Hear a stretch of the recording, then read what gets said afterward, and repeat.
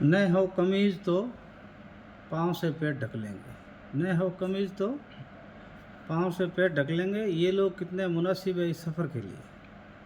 खुदा नहीं न सही, आदमी का ख्वाब सही है, कोई हसीन नज़ारा तो है इस नज़र के लिए। नमस्कार, राम राम, नून प्रणाम मित्रों। मैं हूं परशुराम ढाका, रानीवाड़ा से। मेरी पहचान है, मैं कांग्रेस का नेता हूं। पूर्व में कई पदों पर कांग्रेस पार्टी की सेवाएं दे चुका हूं। तो आज लंबे समय बाद मेरे फेसबुक पे आने का एक दो मुख्य मुद्दे हैं। एक तो अभी पिछले दिनों बेमौसम की बरसात हुई और किसानों की 4 महीने की गाड़ी कमाई थी वो मिट्टी में मिल गई और उनका सारी मेहनत और पैसे बर्बाद हो गए। अब जहाँ राम रूठता है वहाँ राज की ज़रूरत पड़ती है। तो साथियों, इस क्रम में किसी ने बीमा करवा रखा है, किसी ने नहीं करवा रखा है। अब कांग्रेस वाले एलिगेशन लगा रहे भाजपा पे, भाजपा लगा रही है कांग्रेस पे। हालांकि पहले लोगों में जहाँ तक चर्चा है, हम लोग जाते हैं बातें करते तो वो कहते हैं बजाज फाइनेंस वाली जो पॉलिसियाँ थी वो ठीक थी। और अब भारत सरकार ने अपने बीमा करवाने के लिए रिलायंस कंपनी को हायर किया। तो जब बीमा करवाना होता है तब रिक्शे घुमाए जाते हैं, ऐड दिए जाते हैं, जगह जगह सबको जागरूक किया जाता है, हर तरह से एक्टिविटी करके और बीमा करवाया जाता है, जिसमें अधिकांश भाग सरकार देती है और कुछ हिस्सा किसान का भी होता है। तो प्रीमियम भरवाते उसके बाद में मामला इतना पेचीदा हो जाता है कि रिलायंस कंपनी के अंदर आपको कॉल सेंटर पर शिकायतें करनी होती तो कई तरह की पाबंदी ला देती। अब मैं स्वयं मेरी बात करूं, मैं भी किसान हूं। तो आज से 4 दिन पहले जब मेरी फसल ख़राब हुई, हालांकि मेरा केसीसी लोन नहीं था, पूरा हो चुका था और मैंने नोटिस ले लिए, तो मैंने रिलायंस कंपनी में फ़ोन किया। तो 4 दिन में वो कॉल मेरा रिकॉर्डिंग किया और कॉल रिकॉर्डिंग करने के बाद उन्होंने कहा कि हमारे रिलायंस के अधिकारी आपसे संपर्क करेंगे, लेकिन अभी तक किसी ने कोई संपर्क किया नहीं।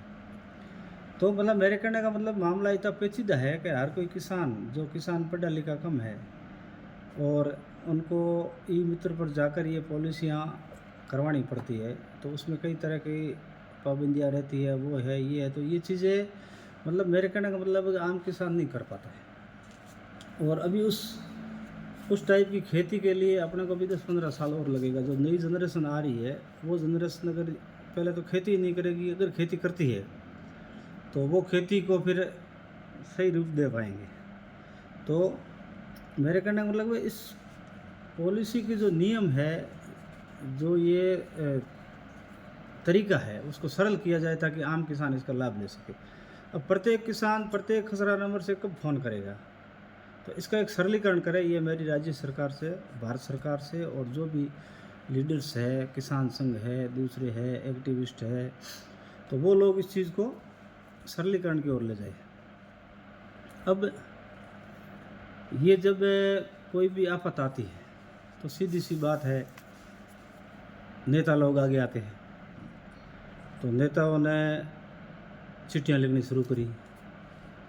हमारे आदरणीय सांसद लूम्बा राम जी ने चिट्ठी लिखी। हमारे यहाँ से मैं रानीवाड़ा की बात करूँ तो हमारे पूर्व विधायक नारायण सिंह जी ने चिट्ठी लिखी। उसके बाद में हमारे यहाँ के एक बीजेपी के नेता है जो अपना अलग अलग धड़ा करके बैठे हैं, उन्होंने चिट्ठी लिखी। लेकिन हमारे विधायक जी मेरी पार्टी के, कांग्रेस पार्टी के, अपने आप को राष्ट्रीय लीडर मानते हैं, उन्होंने अभी तक चिट्ठी भी नहीं लिखी, न कहीं प्रेस कॉन्फ्रेंस करी, न किसी के खेत में गए, किसानों का दुख दर्द बिल्कुल भी नहीं बांटा। तो वो भी एक विधायक है। मैं भी आज एक पंचायत समिति का सदस्य हूँ, हालांकि अपूर्ण वादा हूँ, मेरी पत्नी है पंचायत समिति सदस्य, लेकिन कांग्रेस का लीडर रहा तो मैंने बिल्कुल चिट्ठी मेरे पास लिखी हुई पड़ी है। लेकिन मैंने सोचा यार अपना ओहदा छोटा है, आज अपने पास सिवाय पंचायत समिति सदस्य प्रतिनिधि के अलावा कोई पद नहीं है कांग्रेस का। तो अगर मैं चिट्ठी लिखूंगा तो लोग समझेंगे कि यार ये प्रोटोकॉल तोड़ रहे हैं, अनुशासन तोड़ रहे हैं पार्टी का। तो हमने सोचा कि हमारे नेताजी जो यहाँ से लोकप्रिय कहते हैं लोग, लाडले विधायक भी कहते हैं, तो सबके लाडले तो हमारे भी लाडले ही हैं। तो उन्होंने चिट्ठी लिखी नहीं, तो पता नहीं कौन सी दुनिया में व्यस्त है, या तो उपचुनाव में व्यस्त है, या पार्टी में कोई जगह बनाने में व्यस्त है, या फिर सैर सपाटे में मस्त है, कोई पता नहीं चल रहा है। तो ऐसे नेताओं से मेरा अनुरोध है, आप कोई भी पार्टी से हो, जब दुख दर्द में, अब आप इससे बड़ी किसानों की कोई समस्या आ नहीं सकती। अब जो इससे बेमौसम की बरसात में किसानों की फसल नष्ट हुई है, हमने गांव-गांव ढाणी-ढाणी जाकर देखा है किसानों को रोते हुए, बिलखते हुए, और इस तरह से वो रो रहे हैं जैसे कि उनके परिवार का कोई सदस्य बिछड़ा हो, उस टाइप से उस फसल के लिए वो रो रहे हैं। इतनी महंगी दवाई, महंगी खड़ाई, महंगी खाद, महंगी कटाई, आज 1000 रुपये दे दो आपको लेबर नहीं मिल रहा है, और मशीनें हैं तो मशीनें भी बहुत महंगी पड़ती है। तो बेचारा किसान रोएगा ही। किसी ने KCC ले रखी है, किसी ने उधार ले रखा है, किसी ने रिश्तेदारों से ले रखा है। तो बहुत ही मतलब बहुत बड़ी आफत है किसानों के लिए, इससे बड़ी किसान कौम के लिए कोई आफत नहीं है। और ऐसे के अंदर हमारे विधायक जी ने चिट्ठी नहीं लिखी तो क्या करेंगे बताओ। अब किसी ने पूछा भी तो कि यार चुनाव कोई इंस्टेंट से थोड़ी जीते जाते हैं, किसान है अपना देखे, हम तो चुनाव जीतेंगे तो समीकरणों से जीतेंगे, कोई ऐसे करने से थोड़ी जीतेंगे, ये जवाब है। अब इस तरह के जवाब कोई मतलब नहीं। अच्छा, उससे बेमौसम की बरसात 2 दिन पहले आपकी धर्मपत्नी रानीवाड़ा में गरबा करवा रही, नारी उत्कर्ष संस्थान, पता नहीं कोई इन्होंने NGO बना रखा है, उसमें आप लाखों रुपए डोनेशन लेते हो, सरकार के भी पैसे लेते हो, और उसके बैनर तले आप रानीवाड़ा में गरबे करवा रहे हो। तो गरबे तो या तो नवरात्रि में होने चाहिए, या फिर लोग दीपावली के बाद जब देव दिवाली आती है, गुजरात का कल्चर है गरबा वाला, राजस्थान में वैसे कम ही है, तो उस गरबे को देव दिवाली पे लोग करते हैं या फिर नवरात्रि में करते हैं। तो आपने एक अलग ही, और उससे आगे नवरात्रि के बाद पूनम आती है, तो उस पूनम को भी छोड़कर आपने एकम और बीज को गरबे किए। क्योंकि हालांकि मैं भी गुजरात में रह चुका हूँ, काफ़ी लंबा, पूरी जवानी मैंने गुजरात में बिताई है, तो मैं भी इस कल्चर के बारे में अच्छी तरह से जानता हूँ। तो वो करवा के, और आप जब ये गरबा आपने करवाया तो हमने एक सवाल सोशल मीडिया पे डाला, तो आपने पत्रकारों को कहा कि ये कोई नौटंकी नहीं है यार। हमने तो कहे 1 साल पहले जब चुनाव लड़ा था तब घर घर हम गए, तब हमने ये कहा था कि हम आपके बीच आएंगे, बड़ी पार्टी रखेंगे, मैं आपके बीच से रहूँगी, ऐसा मैडम ने कहा था, जो वो वादा पूरा किया। तो वो अगर आपको वादा पूरा करना तो फिर डोनेशन क्यों ले रहे हो। एक जिनका नाम नहीं लूँगा मैं, धानौल के निवासी है, उन्हें मोमेंट ऑफ भेंट किए। तो आप एक तरफ पत्रकारों को कह रहे हैं कि मैंने 1 रुपया नहीं लिया, आप कह रहे हो लोगों के बीच में रहने के लिए मैंने किया। तो एक व्यक्ति से मेरी बात भी हुई है, किसी पत्रकार को, किसी सोशल एक्टिविस्ट को, किसी नेताजी के करीबी को अगर कोई सबूत ले जाना है तो मेरे से आके ले जाए, मैं सार्वजनिक नहीं करूँगा किसी का नाम। तो इस तरह से आपने करीब 50 लोगों से यहाँ डोनेशन लेके और ये कार्यक्रम किया। तो क्या मतलब भैया, आप तो यहाँ तो पैसा कमाने बैठे हो, कौन सा दुख दर्द हो गया लोगों का जो इस गरबे से मिट गया। अब दुख दर्द तो ये फसल वाला था, मुझे इसलिए कहना पड़ रहा है कि अभी जो फसल खराबा हुआ है उस चीज़ को आप हल्के में ले रहे हो और उसको बड़ा महत्व दे रहे हो। फिर आपको अगर यही कार्यक्रम करना था अपने घर पे करते, फिर ये NGO का सहारा क्यों ले रहे हो। और डोनेटर का आप फ़ोन कर करके किसी को पंचायत चुनाव का प्रलोभन दे रहे हो, किसी को पुराना पंचायत चुनाव का अपना एहसान मनवा रहे हो। तो इस तरह से पैसे इकट्ठे करके नेताजी आप क्या करोगे इतने पैसों से। लोगों के बीच रह रहे हो, लोगों ने आपको जिताया है, तो आप लोगों के काम तो आओ कम से कम। अभी तक आपको 7 दिन हो गए, अभी तक कोई आपकी उपस्थिति नहीं है इस बरसात को लेकर, किसानों की फसल को लेकर। आप विपक्ष में हो, आपकी बहुत बड़ी भूमिका है, सरकार तो चलो इधर उधर टालने की कोशिश करेगी। तो ये सब चीज़ें कौन करता है? ये सब चीज़ें तो विपक्ष ही करता है। विपक्ष जब सवाल उठाएगा तभी तो सरकार लाइन पर रही, बाकी विपक्ष की क्या जरूरत है? तो आप अभी कोई लेट नहीं हुआ है, आप अभी से इस चीज़ को हाथ में लो, क्योंकि आप विपक्ष में हो, आपकी जिम्मेदारी है। क्योंकि मैं इस क्षेत्र का हूँ इसलिए इस बात कर रहा हूँ।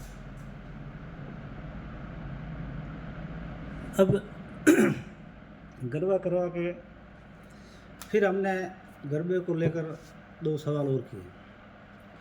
मैंने कहा या तो आप इसलिए लॉन्च हो रहे हो कि मैडम को पंचायत चुनाव लड़ना है, और सांचौर या जालौर, अगर जिला सांचौर बनता है तो सांचौर अगर अखंड जालौर रहता है तो वो अभी भविष्य के गर्भ में है, पता नहीं सरकार क्या करेगी। अभी उपचुनाव के बाद नवंबर और दिसंबर के फर्स्ट वीक में इसका भी फैसला आ जाएगा। तो आप लोग मैडम को जिला प्रमुख का क्लोन देख रहे हो। तो हमने पत्रकारों से सवाल किया सोशल मीडिया पर, बाकी तो कौन करेगा? पत्रकार तो हमारे पास आते नहीं, बेचारे दबे हुए पत्रकार है, पता नहीं क्या है, वो हमको हल्के में लेते हैं या हम इनको हल्के में लेते हैं, पता नहीं। हमारे कॉम्बिनेशन बैठ ही नहीं रहा, इसलिए मुझे लाइव आ रहा है, मुझे खुद रिकॉर्ड करना पड़ रहा है। तो मैडम अगर पंचायत चुनाव लड़ती है और आपको जिला प्रमुख बनाना है, तो मैंने भी कह दिया एक दिन पत्रकारों को, भाई मैं भी चुनाव लड़ूंगा, मैडम जहाँ से चुनाव लड़ेगी उसके सामने मैं भी लड़ूंगा। अगर महिला सीट हुई तो मेरे भी मैडम है, और जनरल सीट हुई तो उस पर मैं चुनाव लड़ूंगा। हारना जीतना नसीब की बात है, लोगों की है।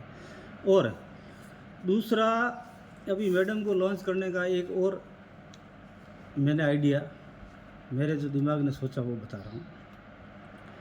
अब आपका मुकदमा लग रखा है,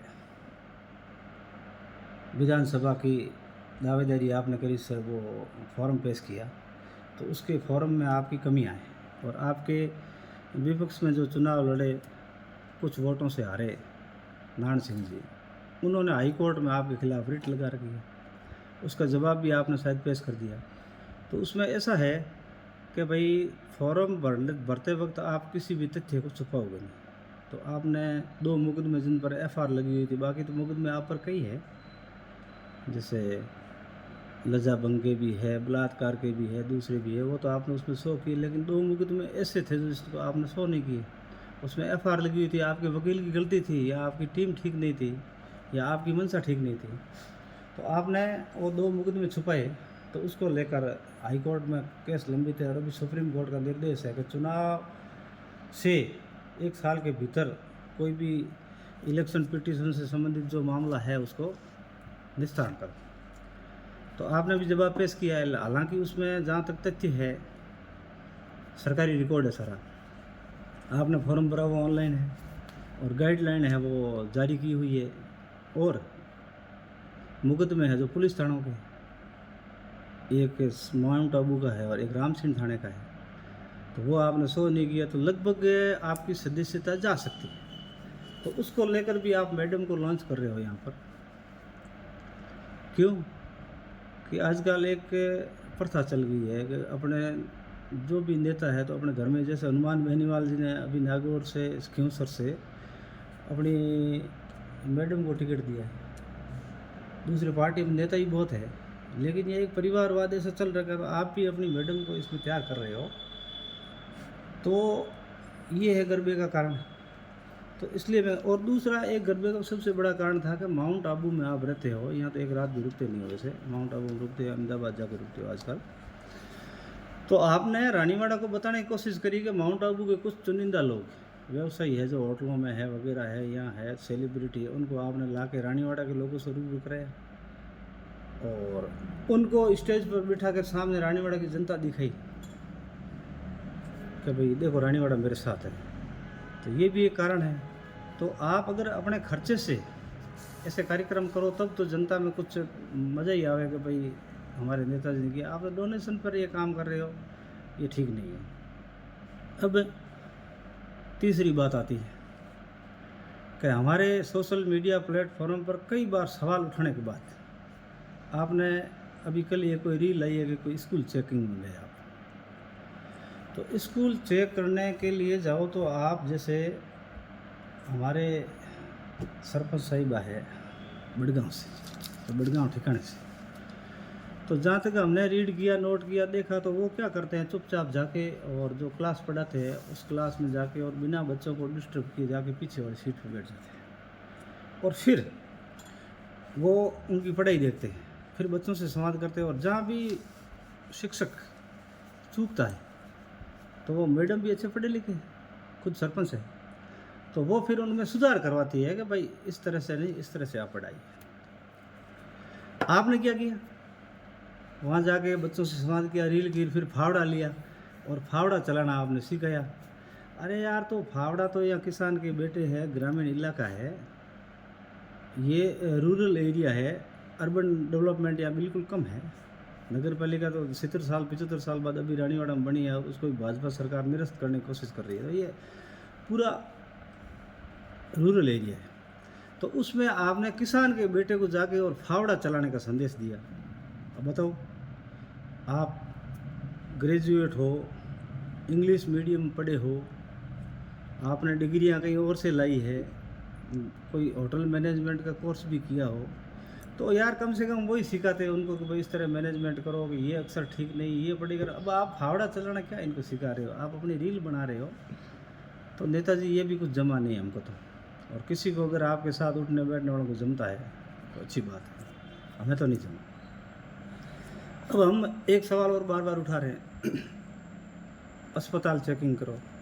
स्वास्थ्य के साथ आजकल मार्केट में मिलावटखोर और मिलावटी इतनी चीज़ें हो गई है कि मनुष्य उससे बिल्कुल प्रत्येक व्यक्ति अछूता नहीं है। तो अब सीधी सी बात है, दवाई पर आदमी जिंदा है, और उस दवाई को लेकर बीच में अभियान चलाया तो कुछ पत्रकार आगे आए, हमने शुरुआत करी। शुरुआत जहाँ से हुई कि हमारे ब्लॉक अध्यक्ष जी को, जो वर्तमान में है, तो उनके सीने में दर्द हुआ और वो हॉस्पिटल के डॉक्टर नहीं मिले, तो उसको लेकर हमने सोशल मीडिया पे इस तरह चलाया कि पत्रकारों को मजबूर होकर वहाँ आना पड़ा। और पत्रकारों ने वहाँ आके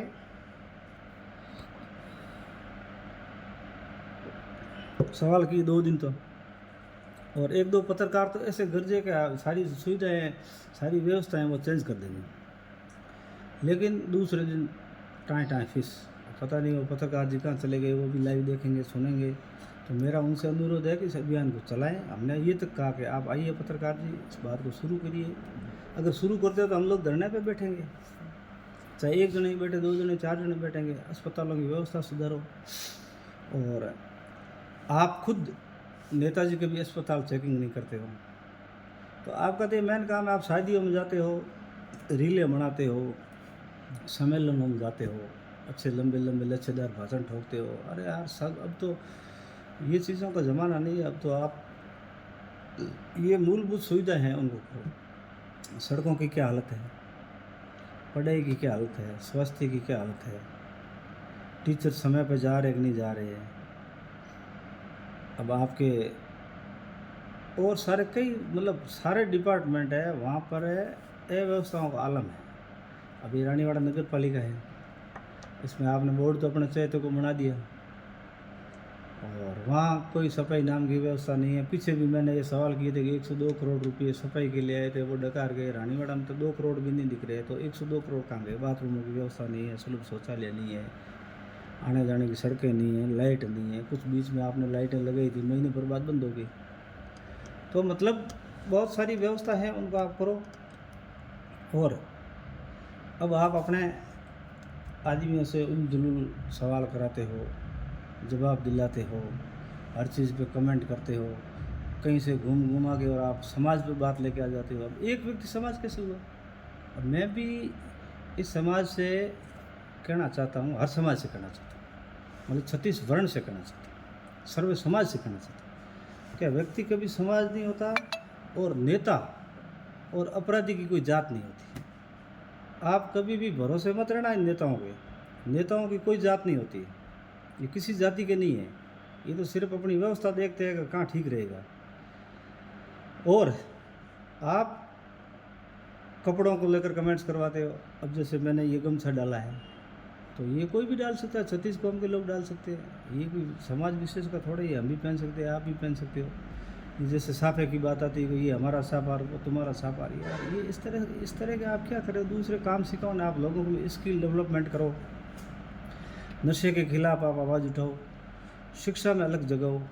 और आपके पास नारी उत्कर्ष है तो नारी का उत्कर्ष कैसे हो, वो चीज़ें करो, वो आप करते नहीं हो। सिलाई की मशीन कभी बंटवाते हो, दिलाते किसी को, उनका नाम नहीं लेते हो, डोनेशन किसी का लेते हो, उनका नाम लेते नहीं हो। तो इस तरह से आप कब तक चलाओगे और क्यों चलाना पड़ रहा है?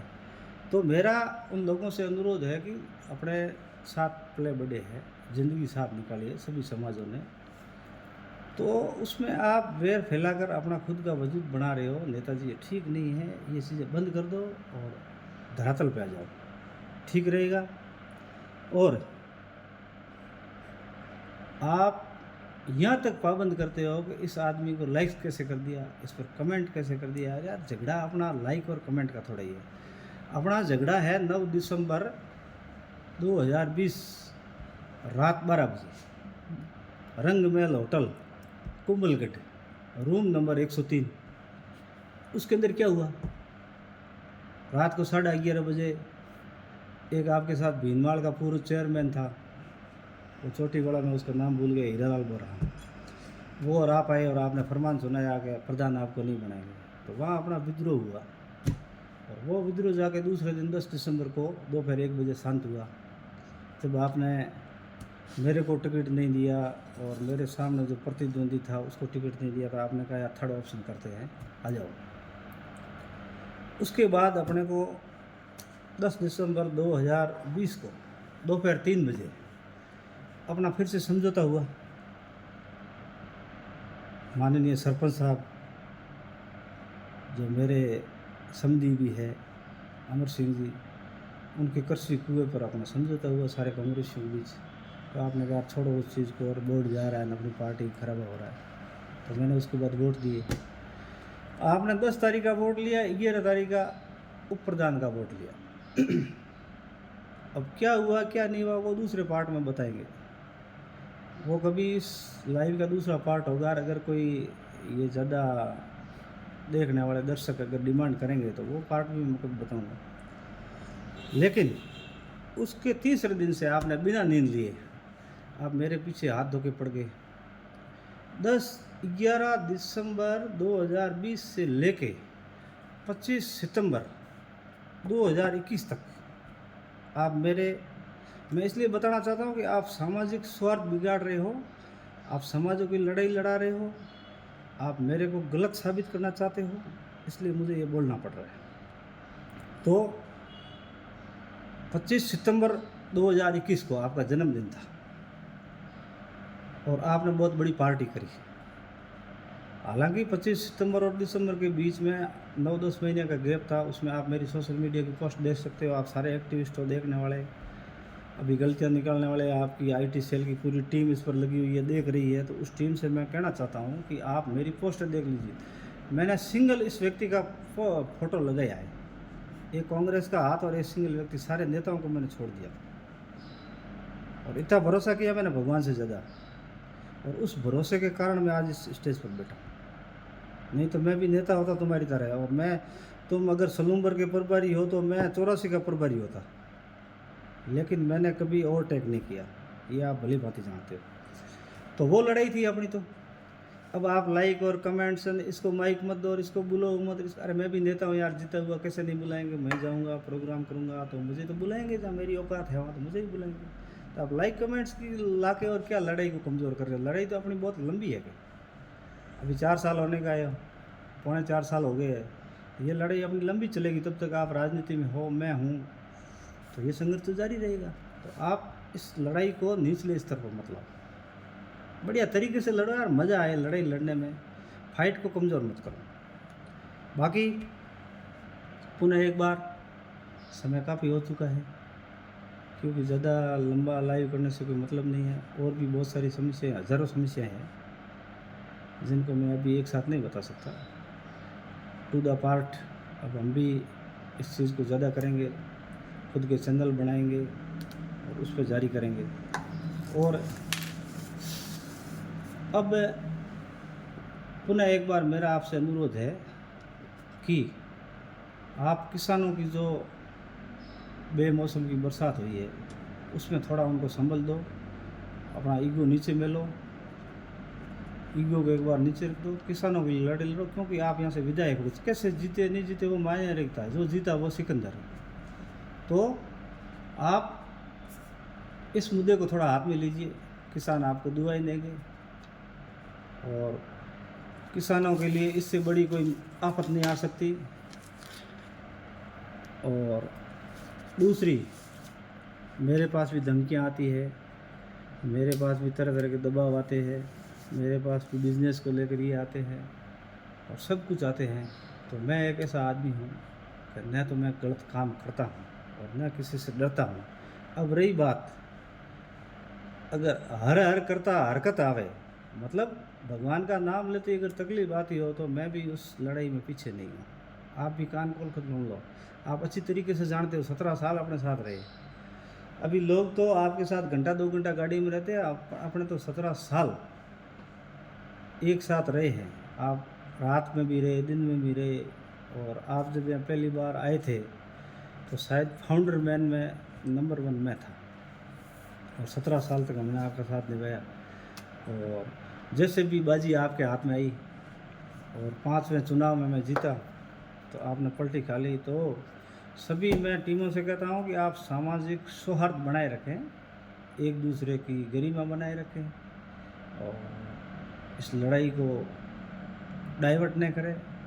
मैं भी कोई विधवा का बेटा नहीं हूँ, मैं भी क्षत्रिय हूँ। मुझे किसी का डर नहीं लगता है, मुझे गलत काम का डर लगता है, बस किसी का भी डर नहीं लगता है। मेरा नाम अगर परशुराम ढाका मेरे बाप ने दिलाया है तो उस नाम में दम है। और मेरे से पूर्व राजस्थान का एक बहुत बड़ा नेता हो चुका है परशुराम नाम का, जो जाति से जाट था, लेकिन हम भी जाटों में से बने हुए विष्णु ही है। मुझे ज़्यादा डर भी नहीं लगता है।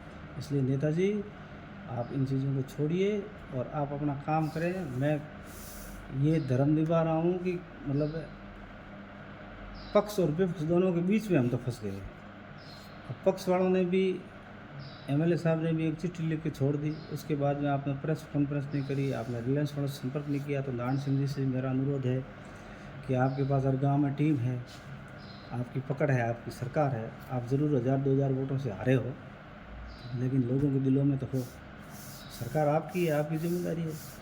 आदरणीय लूंबा राम जी से भी मेरा अनुरोध है कि आप भी करो, किसानों को असली मुआवजा दिलाओ, जिनका प्रीमियम भर रखा है उनको अच्छे पैसे दिलाओ, और जिन्होंने प्रीमियम नहीं भर रखा है तो उनको भी कुछ रियायत दिलाओ।